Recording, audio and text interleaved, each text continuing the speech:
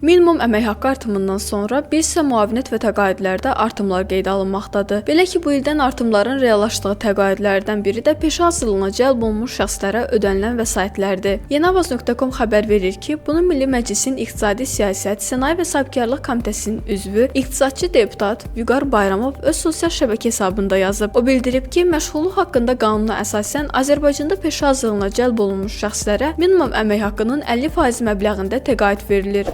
Stat: 2025-ci ilin yanvar ayından minimum əmək haqqı 325 manatdan 400 manata dək yüksəldiyindən bu təqaüd məbləği də artırılıb. Belə ki, əvvəllər həmin vətəndaşlarımıza ödənilən aylıq məbləğ 162,5 manat idisə, indi həmin təqaüd artırılaraq 200 manat olub. O deməkdir ki, peşə hazırlığına cəlb olunmuş şəxslərə verilən təqaüdün məbləği 14% artırılıb. Statın sonu.